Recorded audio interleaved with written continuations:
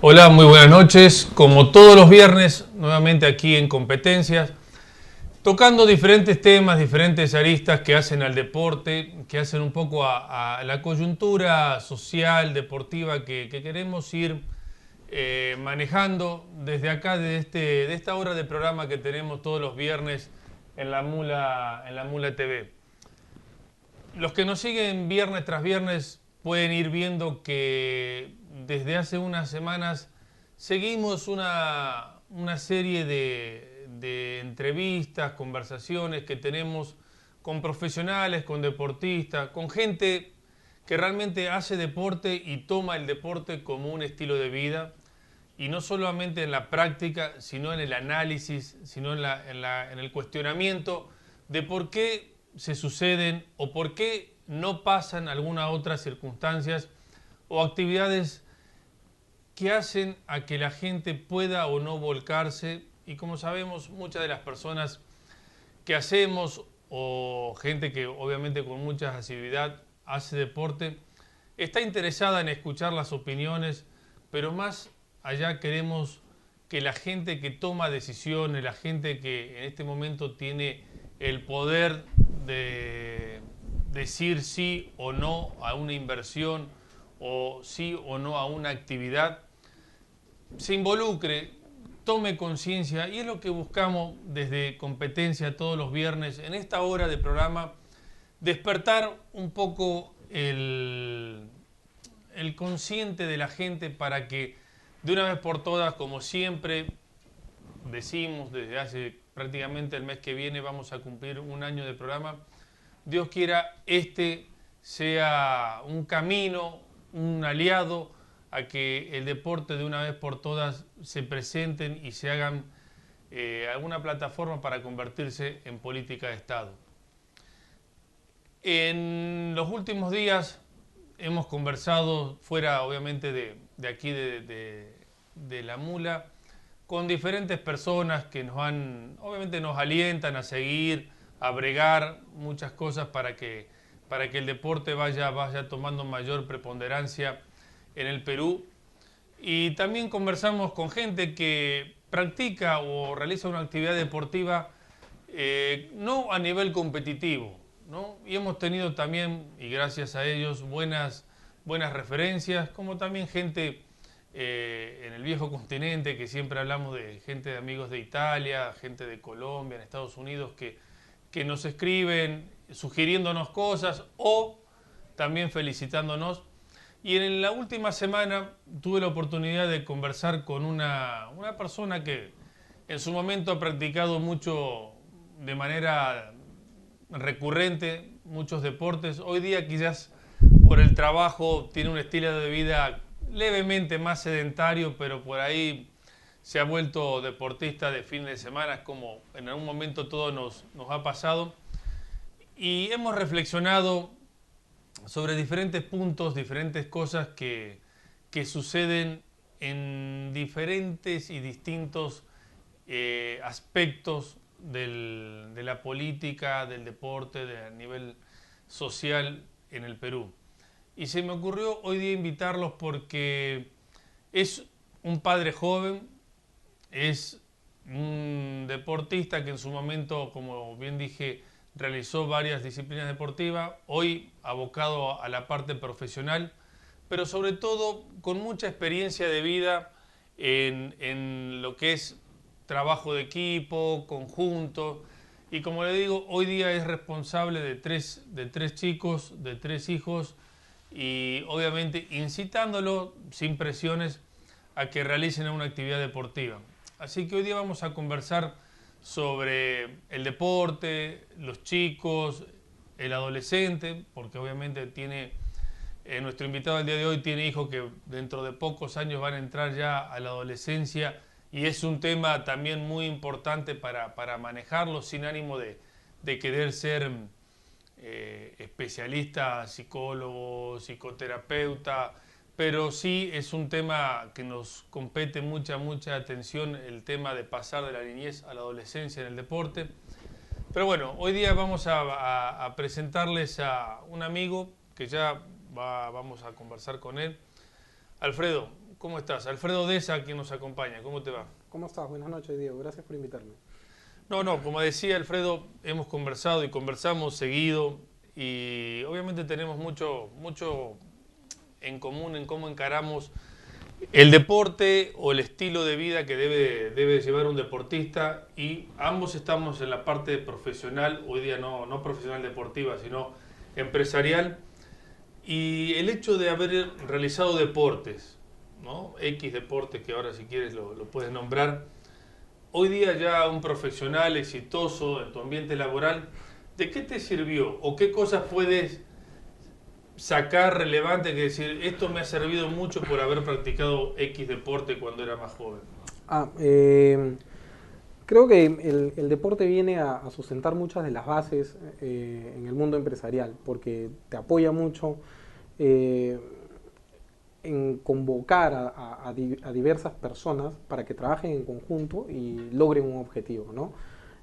Yo siempre he participado en deportes muy competitivos, pero eran grupales en la mayoría de los casos, ¿no? Como el fútbol, he hecho, bueno, y de manera individual he hecho bastante frontón, ¿no? El frontón creo que ha sido uno de mis deportes Sí, favoritos, eso y la natación. y natación, todo. Deportes colectivos, deporte individual. Y digamos, por ejemplo, hoy día que estás en el ambiente empresarial, tú puedes decir, mira, el haber hecho frontón me sirvió, o sea, para tener una perseverancia y saber que estoy yo frente a un cliente o a una persona, y el haber hecho, no sé, fútbol me sirvió para valorar el trabajo en equipo. ¿Qué rescata tanto del deporte individual como el deporte colectivo? Como tú mencionas, el deporte colectivo este, te ayuda a crear una sinergia con tus compañeros, ¿no? Que puede ser trasladada al nivel empresarial y bien llevada, pues logras los objetivos que estás planteándote, ¿no? De manera colectiva, cuando he practicado esto del frontón, yo soy bastante picón, la verdad. No, nunca me ha gustado perder y siempre me he exigido hasta el final, al menos en esa disciplina, ¿no? Porque es muy distinto cuando trabajas en equipo, sabes que a veces los resultados están supeditados a que todo el equipo funcione de una manera muy engranada, Sí. ¿no? A veces trabajar de manera colectiva suena muy egoísta, pero tus resultados te cuestan más, pero yo he pensado que los he saboreado un poco más también cuando han sido colectivos, en el frontón Colectivo. propiamente hablando, ¿no? Sí. Y Alfredo, cuando tú, bueno, Alfredo, ¿cuánto tienes? Tres. 33 años, ¿no? O sea, es bien bastante joven. Hablemos de 15 años atrás, si poner 20 años atrás, cuando uno hacía deporte y todo. ¿Qué diferencias ves hoy, llamémosle a nivel recurso, a nivel político? Porque estamos hablando de 20 años atrás, el Perú venía saliendo de una situación, estaba todavía inmerso, pero venía saliendo de una situación caótica, ¿no? Allá a finales de los años 80. ¿Qué diferencia ves hoy día cuando tus hijos y otras personas tienen mejores recursos, hay mayores alcances para la práctica deportiva, o está sesgado a un nicho de personas? Finales de los 80, principios de los 90, hoy día, 20 años después, ¿son las mismas posibilidades? Pues no, en realidad valga la redundancia, la realidad es totalmente distinta, ¿no? Eh, Eso por un lado, pero por otro lado sí sigue siendo la mayoría de los deportes muy sesgados a niveles socioeconómicos, de alguna forma, ¿no? Mientras que los sectores pues no salen del fútbol o no salen del vóley, quizás, ¿no? Hay deportes especializados para otra clase de sectores en los que estoy seguro que si fueran más amplios a la población el día de hoy, encontrarías valores donde menos crees que puedes hallar, ¿no? Eso por un lado. Por otro lado, cuando yo era chico y hacía deporte, pues no había ninguna clase de apoyo gubernamental o distrital, era muy escasa, ¿Sí? ¿Y ¿no? hoy día tú crees que hay No, mucho? tampoco es que haya mucho, ¿no? Pero se ve que hay una competencia de academias de fulbito, de vóley, de baje, de natación, por todos lados, que de repente van a terminar masificando la situación, pero no a un nivel profesional, ¿no? Alfredo, Pero, perdóname que te no, interrumpa, claro. pero has nombrado academias, fútbol, y para mí es un tema álgido, sobre todo, bueno, hablemos aquí en Perú, ¿no? Los que tuvimos la oportunidad de vivir en otros países podemos, digamos, son otras realidades. Yo hasta el día de hoy no entiendo, o sea, mejor dicho, entiendo, pero me cuesta a veces el que un niño, niña, llamémosle como quiera llamarle, tenga que pagar para practicar fútbol, tenga que pagar, no sé, para hacer un deporte en un club, porque estamos hablando, claro, un club ya te encuadra dentro de un nicho determinado, o sea, Así es. una membresía, mantenimiento, lo que como quieras llamarle. Pero que encima, después tú pagas el club y después quiero hacer natación, tienes que pagar 50 soles más. Quiero hacer hockey, otro 100 soles más. Quiero hacer básquet, 50 soles más. Quiero hacer fútbol, 150 soles más. Al final de cuentas, ¿cuál es el beneficio que te da el club? Pero no quiero entrar en el tema de que si el club o no el club. Me refiero, ¿por qué se da ese tema? ¿Por qué crees tú? No vamos a encontrar una solución única acá. Pero ¿por qué hoy día tú que tienes hijos, la gente que nos está viendo no solamente aquí en Lima, en Perú, en otros países tiene hijos y dice, oye, me cuesta muchísimo hacerme socio de un club? Y encima después tengo que pagar para que hagan uso de las instalaciones. ¿Cómo ves eso? ¿Por qué crees que se da? Bueno, no debería darse en principio, pues, ¿no? Y sí es cierto, hay proliferación de academias, pero todas te cobran porque es un negocio, al fin y al cabo, ¿no? Es un negocio. Sí creo que el Estado debería ser un poco más participativo en implementar de manera regional, municipal, academias o institutos de deporte más, con más llegada, o sea, que la gente lo perciba, porque el día de hoy tú quieres hacer deporte para el Estado, con el Estado tienes que irte hasta la Videna de donde sea que tú vivas, ¿no? Y definitivamente sí te van a seguir costando los cursos ahí. Sí. Mucho más económico que una academia particular, ¿no? Pero cuando yo era chico eso no, ni siquiera había, ¿no? A lo que voy es que yo cuando practicaba deporte de pequeño, el frontón lo he aprendido en todo un verano que he vivido en Huanchaco, en Trujillo, ¿no? Y lo he venido practicando ya y me parece que llegué a un punto en el que he participado en competencias nacionales, etcétera, ¿no? Claro que lo dejé pues por el tema laboral, ¿no? Pero también se trata de educación, verás. Yo tengo amigos que tienen hijos igual chicos y los meten a las academias X, ¿no? De fútbol, de natación, sí, de básquet. Creen ellos que de manera complementaria a la educación, ¿no? Puede resultar, pero a veces también me da la impresión que lo hacen pues porque no tienen todo el día para estar con ellos, ¿no? Claro, entonces, ese es otro tema. Ese es otro tema, ¿no? Es otra historia, porque salen del colegio y los chicos se pasan después de taller en taller toda la tarde, hasta el sábado, hasta el domingo quizás, y no me parece sano tampoco, ¿no? Mira, Alfredo, tenemos que ir a nuestra primera pausa. Has tocado también un tema que queríamos conversar, que era la relación de la familia y el niño, el adolescente. En esa etapa que yo soy un convencido de que el deporte en cualquier edad hay que hacerlo, hay que practicarlo, pero sobre todo en la niñez, adolescencia, preadolescencia, donde te van forjando valores y donde más ahínco le doy, y es un poco el motivo de tu visita aquí. Pero bueno, ya en el segundo bloque profundizamos sobre el tema. Nosotros vamos a la primera pausa y seguimos aquí con Alfredo tocando algunos temas, como siempre digo, de relación directa o indirecta con el deporte. Así que ya regresamos.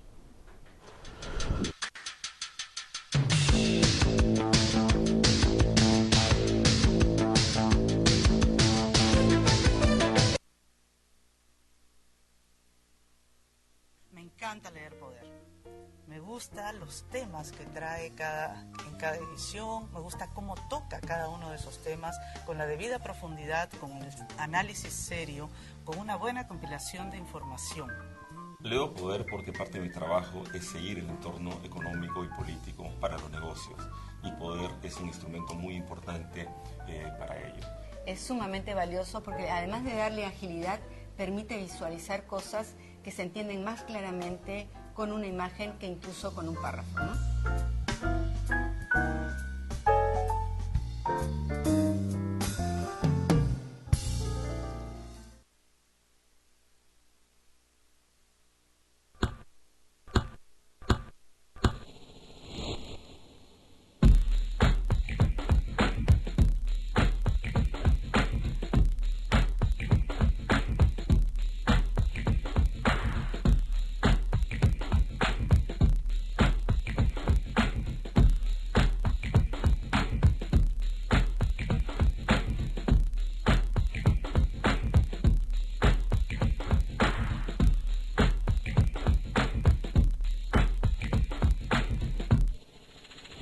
Mi hijo fue golpeado en su detención, en el traslado hacia la comisaría y dentro de las instalaciones de la comisaría.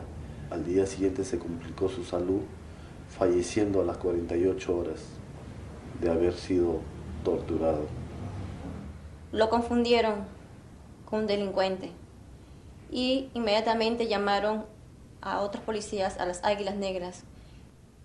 Le pegaron, lo torturaron, otros 3 lo subieron a la fuerza a la maletera.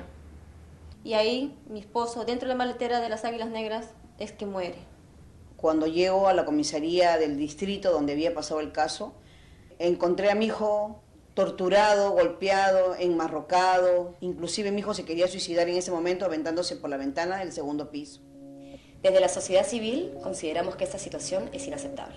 El Estado peruano se ha comprometido a establecer el Mecanismo Nacional de Prevención contra la Tortura. La ejecución de este mecanismo estará a cargo de la Defensoría del Pueblo. Permitirá realizar visitas a los lugares de detención, examinar las condiciones de los detenidos, entrevistarse con estos detenidos en un tono de absoluta confidencialidad, formular recomendaciones a las autoridades para mejorar el trato y las condiciones de las personas privadas de libertad. Desde el pueblo tenemos que insistir para que este mecanismo se ponga en marcha en adhesión a los convenios internacionales que el Perú ha suscrito. No existe ningún motivo para seguir prolongando la aprobación de un mecanismo cuyo único fin es la protección de los ciudadanos. Hace 5 años debió haber sido aprobado, se encuentra actualmente estancado en el Ejecutivo previo a su envío al Congreso. Estamos por la aprobación inmediata del Mecanismo Nacional de Prevención contra la Tortura.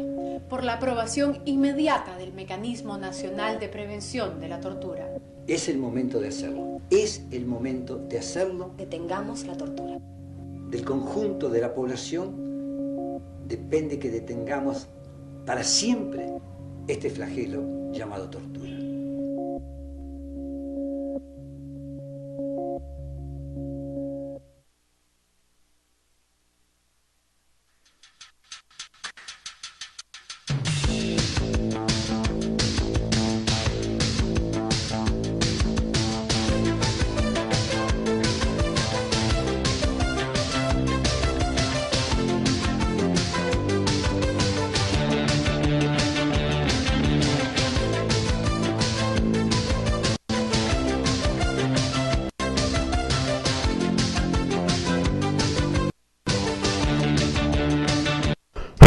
Bueno, seguimos aquí en el segundo bloque en competencia y fuera de micrófono, de cámaras, comentábamos algunas anécdotas, algunas cosas que han venido sucediendo en el devenir de nuestra actividad deportiva y cómo puede ser que en un país o en otro, pero cuando uno practica el deporte con pasión, con ganas y no por una obligación o por cumplir con una actividad, pero sin sentirlo, como a veces, independientemente de las latitudes, el espíritu deportivo es el mismo, ¿no? Es la competencia, es los valores, son los amigos, es el club, es el colegio, ¿no? Es una organización que a lo mejor no ganamos como se gana hoy día millones de dólares, euros en diferentes lugares del mundo. Uno lo hacía y lo hace por el espíritu amateur, ¿no? Que eso es un poco lo que queremos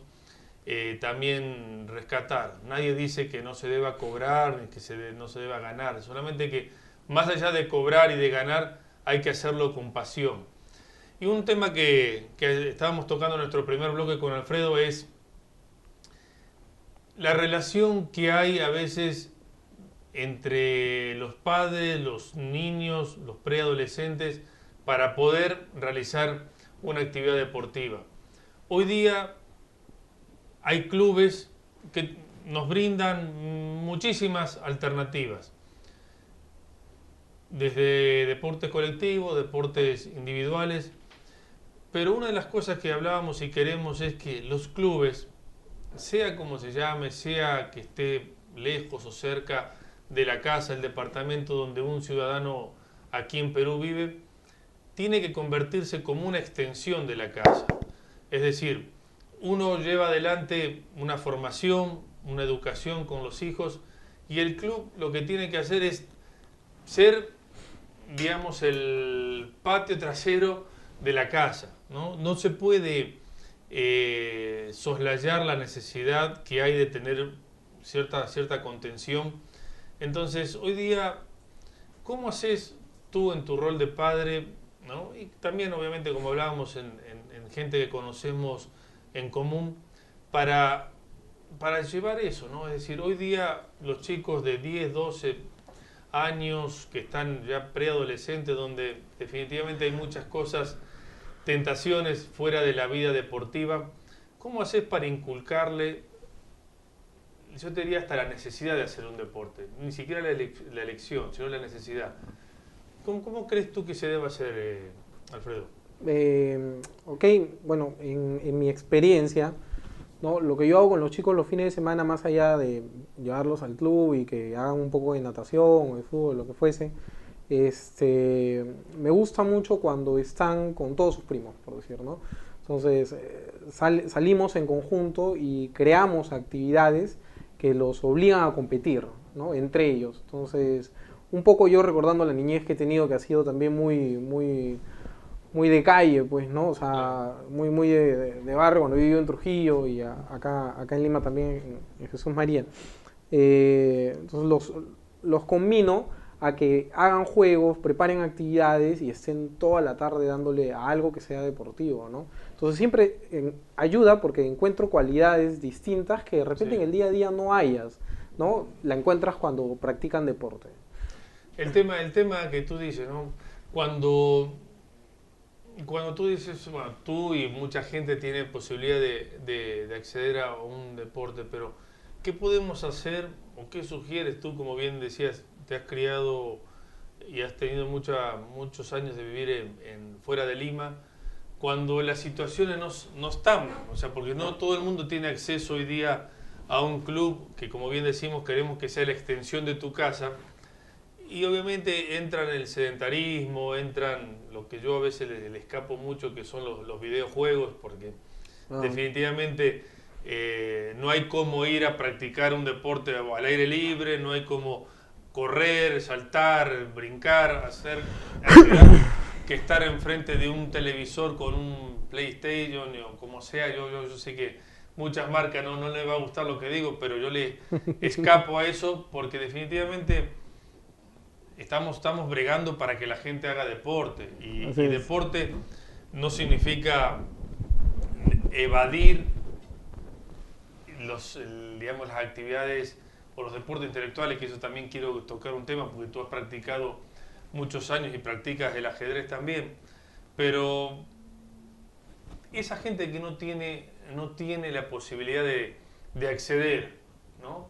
Sabemos que hoy día el gobierno dice y habla mucho de la inclusión social, que es una palabra que está muy de moda, la inclusión social. Pero ¿cómo podemos saber, a ver qué opinas tú, ¿no?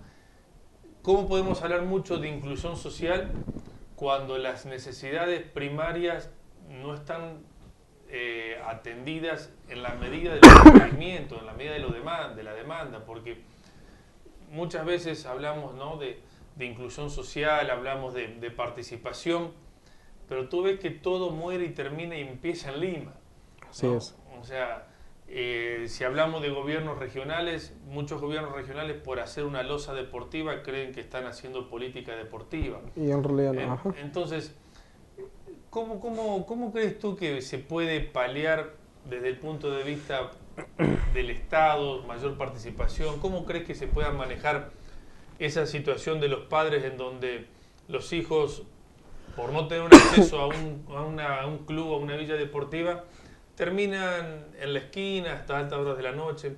¿Cómo te parece que se podría encaminar ese tema? Me parece que, deportivamente hablando, el gobierno debería tener alguna clase de estructura. Quizás la tiene, pero no está muy conocida o aterrizada, quizás, ¿no? Pero alguna clase de política de becas deportivas, pero reales, ¿no? Porque de esa manera terminas tú rescatando a gente que que tiene muchas actitudes para desarrollar un deporte que está justamente donde no llega el Estado, donde no llega la empresa privada, o donde ellos no tienen acceso a esa clase de clubes y no pueden llegar a practicar esa clase de deportes, ¿no? Pero si se hiciera un estudio concienzudo para encontrarlos, hallarlos y poder otorgarles una beca deportiva para enviarlos a una universidad, sea particular o nacional, creo que sería un paso, ¿no? Eso podría funcionar. A nivel regional, a nivel municipal, siempre he creído que es el deporte no solamente lo que termina uniendo a las personas, ¿no? Sino, yo he sabido casos, no sé si ha sido acá, la vez pasada he leído en el periódico, que 2 distritos terminaron zanjando su disputa limítrofe en un partido de fútbol, ¿no? Entonces, sí, porque te lleva al punto en que, bueno, vayamos a hacer la competencia, ¿no? Pero esas cosas deberían darse siempre, ¿no? O sea, no que se resuelvan los conflictos así, ¿no?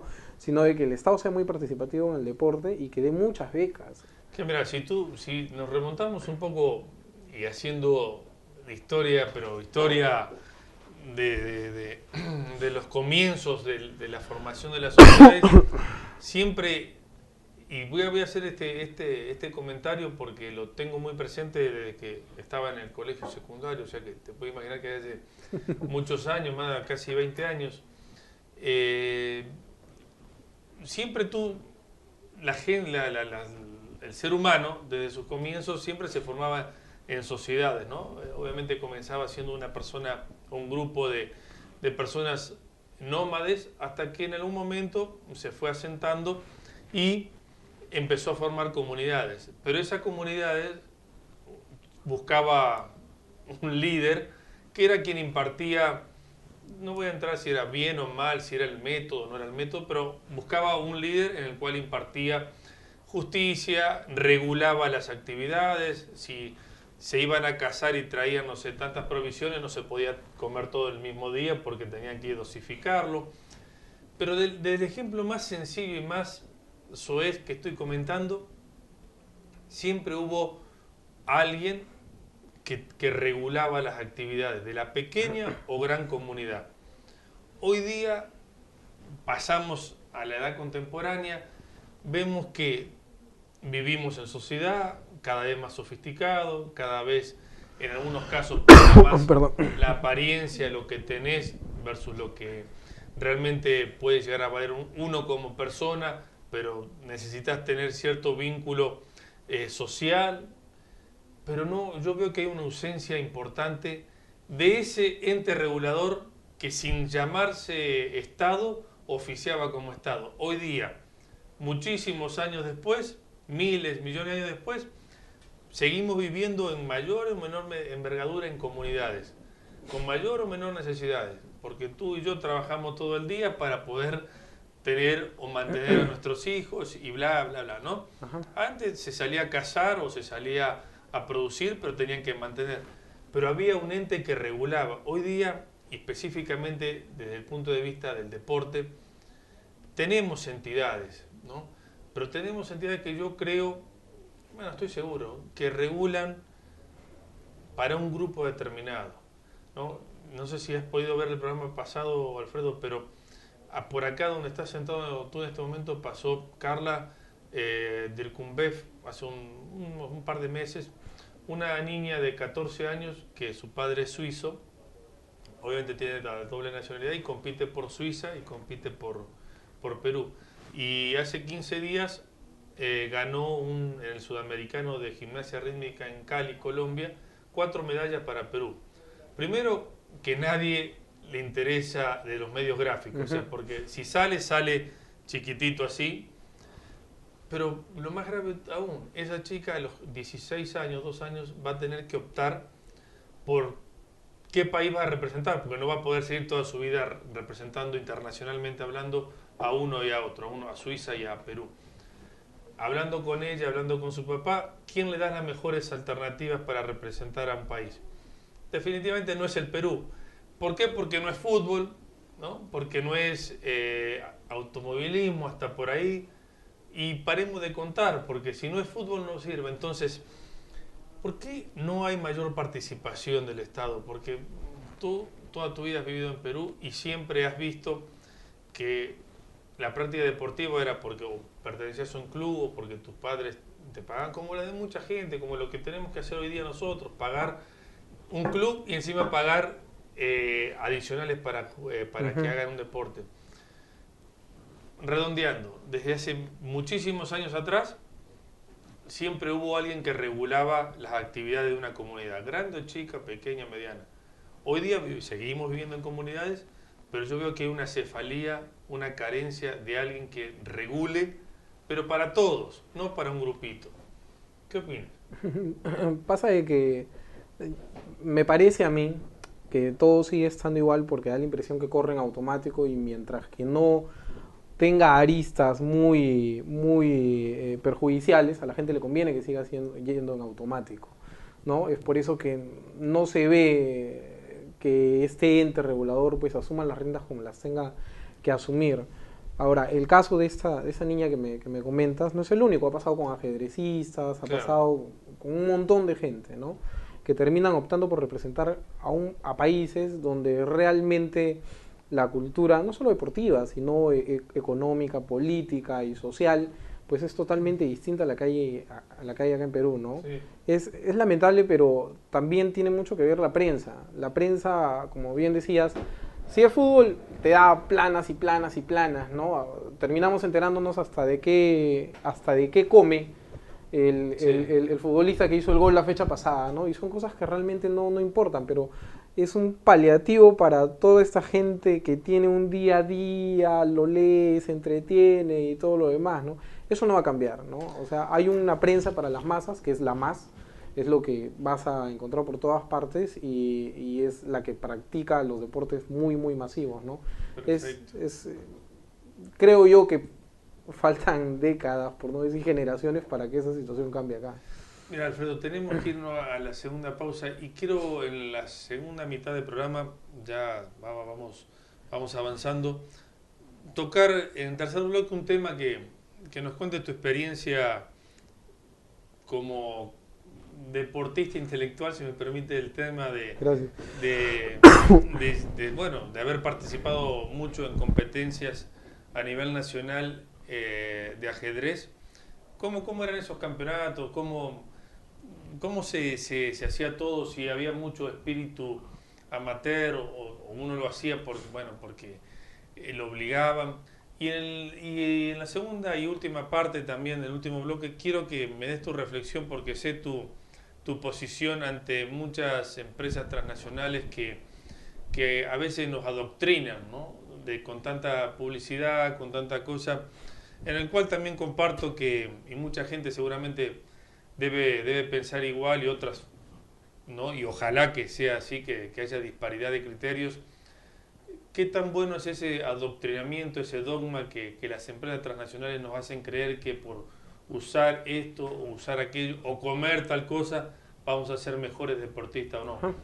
Entonces, bueno, ya vamos a la segunda pausa, venimos con ya la segunda mitad del programa y seguimos conversando acá con nuestro amigo Alfredo Deza de diferentes cosas y nos va a contar su experiencia como ajedrecista aquí en el Perú. Ya volvemos.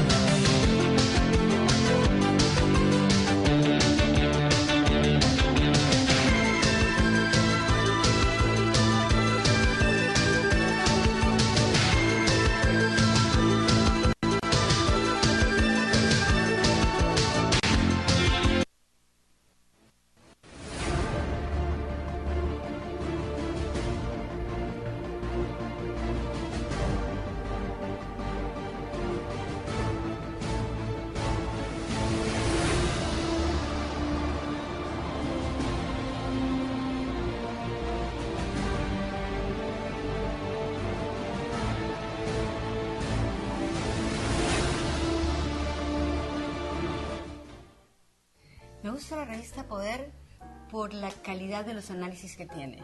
Tiene un análisis político-económico, tiene una buena combinación entre política y economía. Creo que ha venido a llenar un espacio dentro de las revistas peruanas. Poder llenó un vacío en el periodismo del Perú, del periodismo escrito, hace investigación económica y de la buena.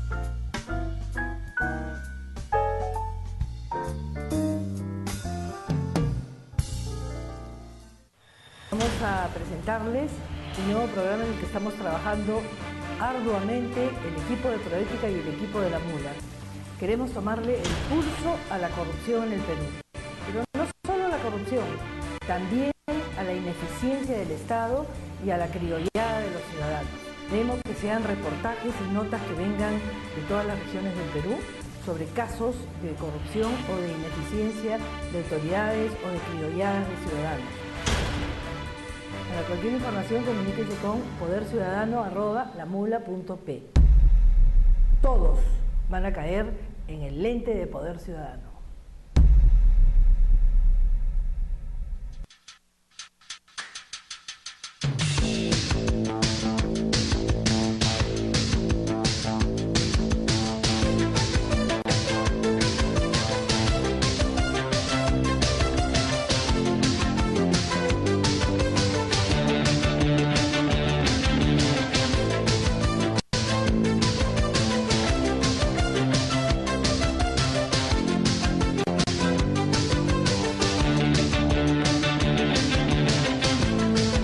Seguimos aquí en el tercer bloque de competencias y recapitulando empezamos a ver un poco de la política deportiva que se fue llevando año tras año, que no han habido mayores cambios, mejoraron la infraestructura, mejoraron un poco el apoyo económico de las empresas privadas, pero se sigue manejando y girando todo, yo diría, en un deporte que es el fútbol, que cuando gana, vamos a decir, la selección, estamos de un ánimo, cuando pierde estamos de otro ánimo.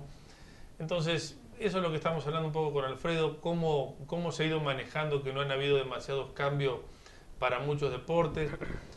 El tema del sesgo que forma pertenecer o no pertenecer a un club, cómo te limita, que las oportunidades desafortunadamente no están dadas para todos, más allá de esa palabra que sí me gusta mucho, como es la inclusión, pero que definitivamente no se lleva a cabo en la medida de la demanda y los requerimientos que hay. Y aquí, comenzando el tercer bloque, Alfredo, si bien es bastante joven, en su niñez, adolescencia, fue un gran deportista, llevando a cabo competencias a nivel nacional de ajedrez. Alfredo, coméntanos un poquito esa experiencia personal, y yo te diría hasta que se podría decir familiar, porque cómo se involucra toda la familia, los amigos, cuando representás a un colegio, representás, digamos, a una institución, y cómo te siguen, ¿no? Cómo se genera la expectativa, ¿no? ¿Cómo vivías eso? ¿Cómo comenzó todo? El tema del ajedrez yo lo arrastro, como tú dices, del seno familiar, ¿no? Mi papá le encantaba jugar ajedrez, él me lo enseñó cuando yo era muy chico, a los 4 años yo jugaba ya con él. Claro que siempre me ha ganado, ¿no? A él le gustaba mucho el deporte, le sigue gustando. Era un muy buen deportista en Trujillo, era atleta, ¿no? En el atletismo. Corría, tenía unas piernas de acero y un corazón que no paraba, ¿no? Entonces ha representado al colegio militar a nivel nacional e internacional en muchas competencias de atletismo, ¿no? Cosa que no le pude heredar la parte de correr tanto como él, ¿no? Pero siempre nos indujo mucho al deporte, ¿no? A que practiquemos muchas cosas. Una de ellas fue el ajedrez. Entonces, con el ajedrez encontré yo una forma de llevar las decisiones a un nivel bien pensado, ¿no? Siempre me ha gustado saber qué ficha jugar, por qué la juego, hacia dónde quiero llegar, o por qué me juegan tal cosa. No he estado nunca en una academia. En Trujillo había una que era muy muy conocida, donde estaban mis primos, con los que yo regularmente también jugaba, ¿no? Pero creo que el ajedrez ha marcado mucho mi niñez. Siempre he jugado con amigos, con primos, he participado en campeonatos intercolegios allá en Trujillo. Tengo una anécdota interesante justamente del primer campeonato, si me permites contarla.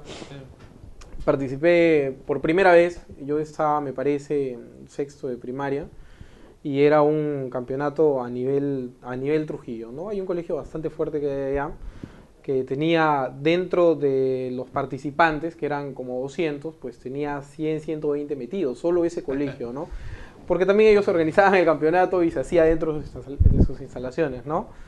Yo recuerdo que a mí en el colegio nunca me dieron bola en el tema del ajedrez, porque tenían su selección formada, y como yo he estudiado casi un año en cada colegio, yo llegué y ya estaba todo el tema pues formalizado, ¿no? Pero igual me invitaron a participar porque les dije que sabía algo, y terminamos pues, personalmente terminé liderando el equipo de ajedrez frente a la competencia, ¿no? Lo curioso fue de que yo nunca había jugado hasta ese día o hasta que me encontré en ese campeonato a reloj, ¿no? El ajedrez a reloj es no solamente concentrarte en cómo va tu jugada, sino de que tienes también que concentrarte en restarle tiempo a tu contendiente, ¿no?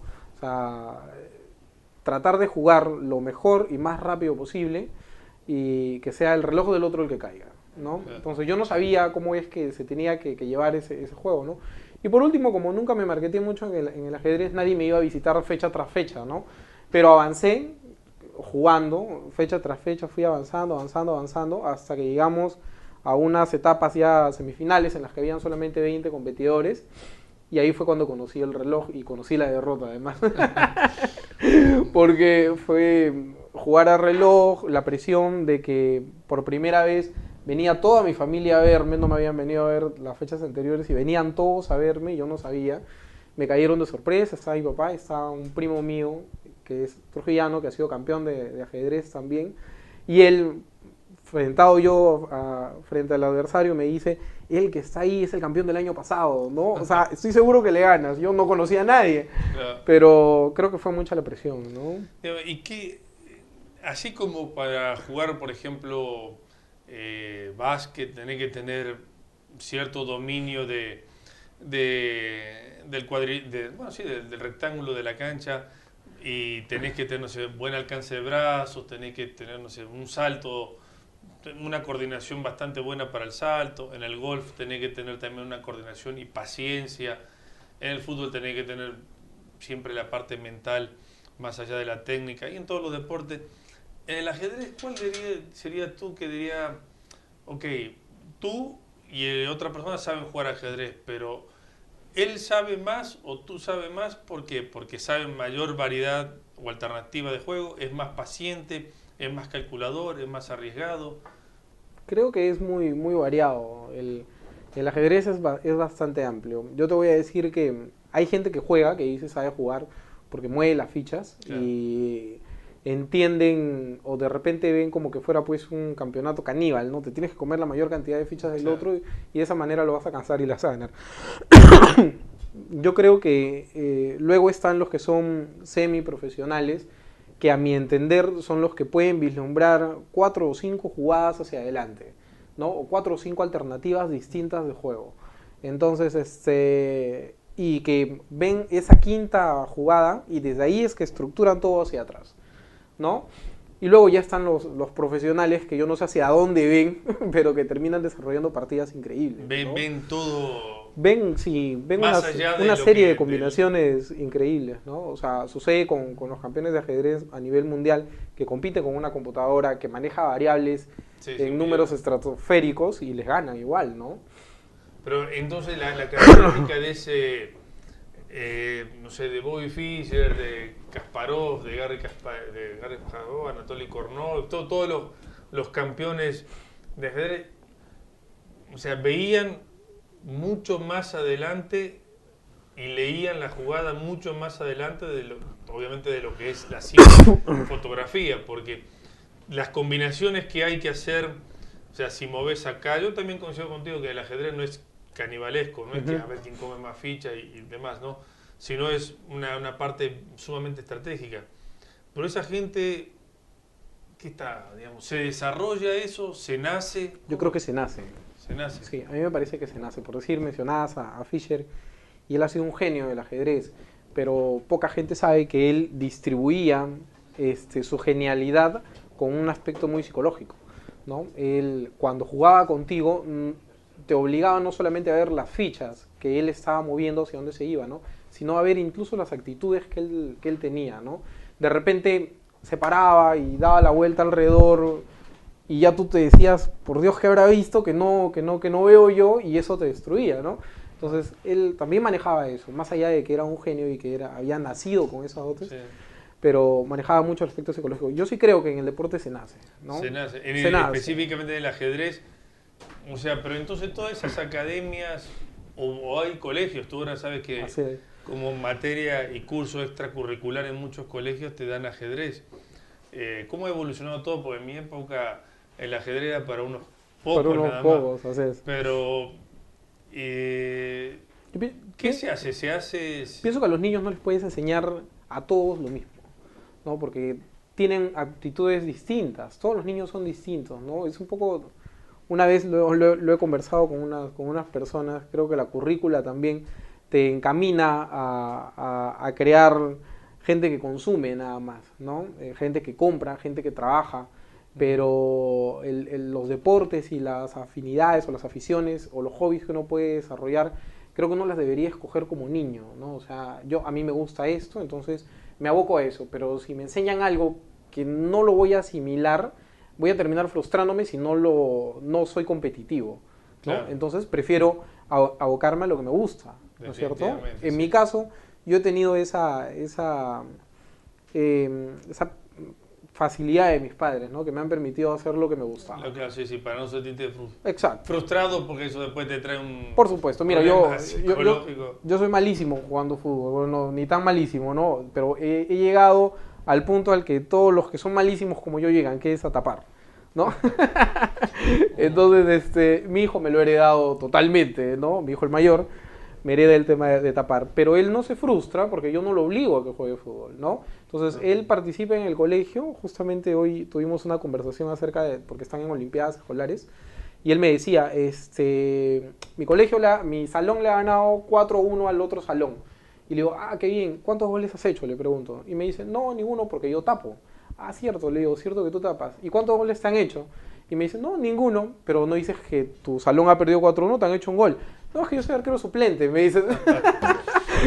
Pero claro, o sea, él está feliz porque no le han hecho ningún gol, ¿no? Exactamente, sí, pero no lo toma como algo... Mal. No se frustra, no se lamenta ni nada, ¿no? Para él... Es una anécdota, se ha divertido, le ha pasado bien, no ha jugado, pero ha estado hinchando, ha estado ahí a la expectativa y qué sé yo, ¿no? Y ha terminado feliz porque no le han hecho ningún gol. No, qué bueno. Eso como puede ser, un día lo hablaba también con un educador del deporte, un profesor, que, bueno, mis hijos son también de una estatura un poco más alto del promedio, digamos, y lo querían poner en una categoría mayor. Y yo le decía que no, porque él puede ser grande físicamente, pero mentalmente es un niño. Y yo quiero que siga jugando y haciendo deporte con la alegría con la que me incita a mí a ir. Porque por las ansias de querer, mira, que está jugando con gente más grande, lo podemos frustrar, lo podemos hacer un daño psicológico en lugar de alimentar nuestro ego, ¿no? Así, bueno, Alfredo, mira, tenemos que ir ya al tercer y último corte para entrar en el cuarto bloque. Y ahí sí voy a hablar poco, porque quiero escucharte. Yo he visto así opiniones tuyas y comentarios, de los cuales te digo, en la mayoría coincido, de esta doctrina dogmática que tienen sobre el deporte las empresas transnacionales. Llámese la que tú quieras, no sin ánimo de agarrarnos, esta es norteamericana, esta es europea, esta es española o es peruana, pero muchas veces, ¿cómo hace que, concatenando lo que tú dices, cómo hacen que estas empresas tienes que consumir tal bebida porque si no, no eres nadie? Y esa bebida a la larga es perjudicial, en el momento puede paliar, es como una infiltración en el deporte. Pero bueno, vayamos al corte y después profundizamos sobre ese tema, ¿no? Así que ya en el tercer y último corte volvemos con un tema interesante como es las empresas y el deporte.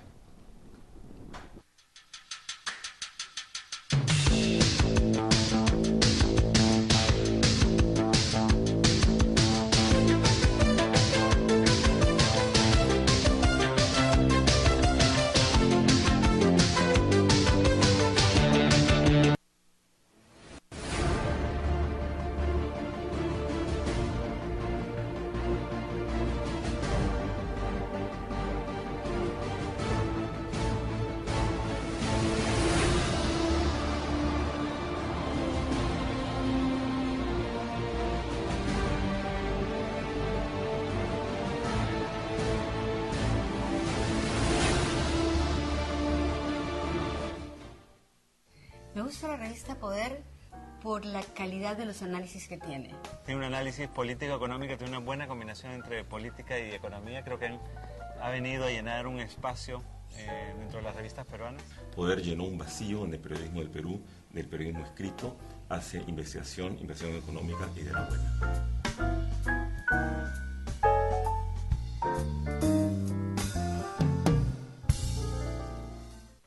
Vamos a presentarles un nuevo programa en el que estamos trabajando arduamente el equipo de Proética y el equipo de la Mula. Queremos tomarle el pulso a la corrupción en el Perú, pero no solo a la corrupción, también a la ineficiencia del Estado y a la criollada de los ciudadanos. Queremos que sean reportajes y notas que vengan de todas las regiones del Perú sobre casos de corrupción o de ineficiencia de autoridades o de criolladas de ciudadanos. Para cualquier información, comuníquese con poderciudadano@lamula.p. Todos van a caer en el lente de Poder Ciudadano.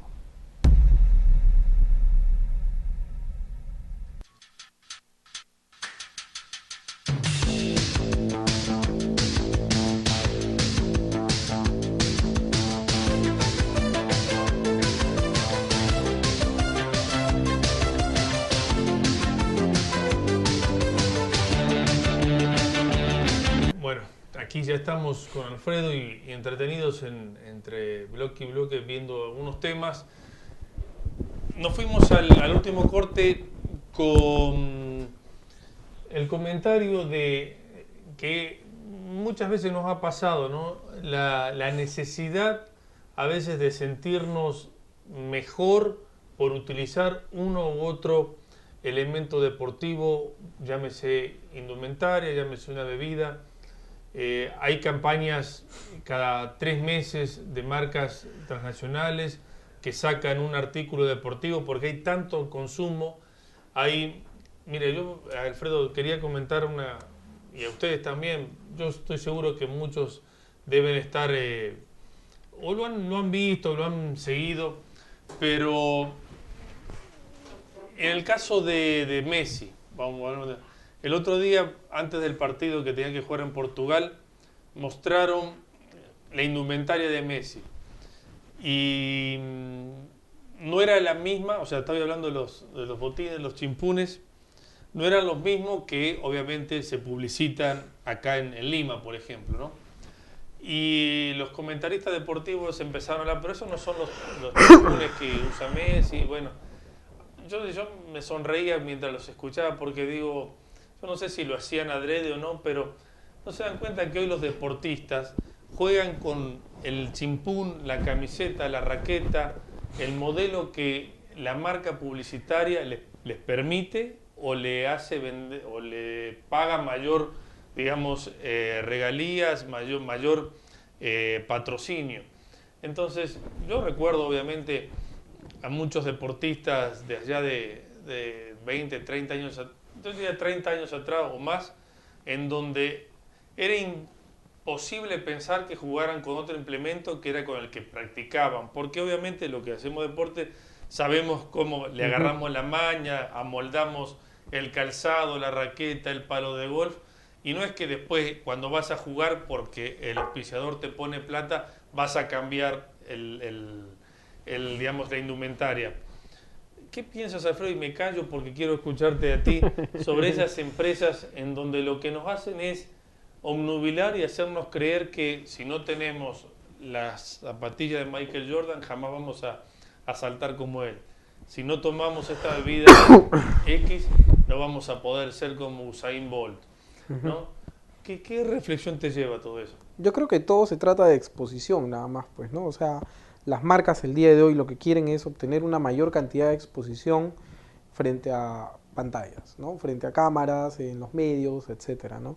Entonces, se apoyan justamente lo que más mueve masas. El día de hoy son los deportistas, los artistas, quienes realmente parecen liderar clubes de fan, ¿no? Por llamarlo de alguna manera. Entonces, si ellos terminan usando un chimpún en la cabeza, ten por seguro de que lo van a usar también sus fans, ¿no? Sí. Entonces, las marcas buscan eso, ¿no? Buscan tratar de ganar exposición con ellos. Sí me parece curioso que haya marcas que intenten auspiciar deportes o actividades en las que no contribuyen absolutamente nada, ¿no? Como bebidas gaseosas de repente o marcas de comida chatarra, ¿no? Para un caso específico, el tema de las Olimpiadas, ¿no? Claro. Auspiciado por dos marcas que si no tienen nada que ver, ¿no? Claro. Que si realmente todo el mundo las consumiera, no existirían las Olimpiadas, ¿no? Porque no habría quien las practique y llenos pues de grasa por todos lados, ¿no? Entonces, también me parece que uno debería ser coherente con el tema de la publicidad. Pero no sucede, la publicidad es así, pues, ¿no? Es canibalesca también a veces. Por supuesto, claro. Porque estamos viendo una práctica deportiva y están auspiciando alimentos que van en contra de la vida saludable, digamos. Y te lo venden como la bebida de la felicidad de repente, ¿no? Y que felicidad no tiene nada. La vez pasada yo te digo de que converso bastante con mi hijo, con el mayor, y él, a pesar de que tiene solo 9 años, tiene conceptos muy ya establecidos de ciertas cosas, ¿no? Me decía, ¿por qué tal bebida dice que es la bebida de la felicidad? Me dice, papá, si consumirla a la larga te produce diabetes. Imagínate, un niño de 9 años, ¿no? A la larga te produce diabetes y eso pues no es ninguna felicidad, debería ser la bebida de la tristeza, me dice, ¿no? Eso es lo que yo digo, ¿no? Uno debería ser coherente también con la publicidad, ¿dónde la pones? Claro, pero es decir, ¿cómo haces para...? Sigo en la misma teoría que hace, ya te digo, cuando era estudiante y pensaba que desde el idealismo uno iba a cambiar muchas cosas, vas creciendo y el mismo sistema te va comiendo, pero siempre digo que todo tiene un fin económico, o sea, más allá de las cosas, todo persigue un fin económico, porque que la FIFA, ¿no? Por decirte, sea en los campeonatos del mundo que son organizados por la FIFA, haya marcas de bebida no saludables o alimentos no saludables para la práctica deportiva, porque ningún médico, deportólogo o entrenador va a sugerir que consuman lo que está auspiciando el partido o el encuentro. O sea, el tema pasa porque porque se prostituyen los valores, porque se canibalizan, digamos, el espíritu deportivo. ¿Por qué crees que se da en ese tema? O sea, porque todo persigue un fin económico y lo único que hace es, bueno, cuanto más tenés, más valés. O sea, ¿qué te da? Así es, pienso que lo que nos venden no solamente termina siendo esta cantidad, esta publicidad tan ya por momentos agresiva de productos que son no saludables, sino lo que intentan ellos venderte son líderes, entre comillas, ¿no? O sea, se apoyan de líderes porque estos líderes tienen seguidores, ¿no? Y creo que hay un concepto errado. Yo siempre he pensado que los líderes no construyen seguidores, sino que el líder de verdad construye más líderes, ¿no? Entonces, como eso no sucede, o sucede muy poco, y pues las marcas se aprovechan, ¿no? Se aprovechan de la cantidad de la masa que hay, ¿no? De cómo como ovejas vamos a seguir al que va adelante siempre, y siempre hay alguien detrás de nosotros siguiéndonos, pero hacia un punto en particular que ellos lo tienen marcadito, ¿no? Sí, definitivamente las marcas son las que mueven las situaciones. Siempre comento que en 1996 se cumplían los 100 años de los Juegos Olímpicos allá en Atenas, ¿no? En 1896 se cumplían los 100 años. Y en vez de de hacerse en Atenas, ¿no? Hasta por simbolismo nada más, 100 años de los Juegos Olímpicos se hicieron en Atlanta. ¿Tú sabes quién está? Por supuesto. ¿Qué es lo que mueve Atlanta? Es el dinero y está la mayor transnacional del mundo, ¿no? Entonces ahí te das cuenta, yo creo que ahí reforzó más lo que yo ya venía viendo desde mi pre y adolescencia, que el espíritu deportivo se trastoca cuando entra la plata. Y eso, vamos a decir, si nos vamos al siglo XV, con el libro El Príncipe, al cual obviamente sé que muchos de ustedes lo han leído, pero yo se lo recomiendo. Maquiavelo decía, ¿no? Cuando la plata llega al poder se corrompe todo. Y acá podemos decir que cuando la plata llega al deporte se trastoca el espíritu deportivo. Pero es una cosa curiosa, porque también mucha gente se queja de que no hay dinero invertido en deporte, pero claro, una vez que llega así. Es que no tiene otra manera de llegar de repente, ¿no? Y no solamente cuando llega de esa manera, sino que se distribuye mal, ¿no? Pero bueno, volvemos al tema que comencé allá en noviembre del año pasado y hoy día, cerca de cumplir un año del programa, sigo sosteniendo. Si el Estado no interviene, van a seguir pasando muchísimas cosas, pero el Estado no tiene que intervenir de una manera autoritaria, no.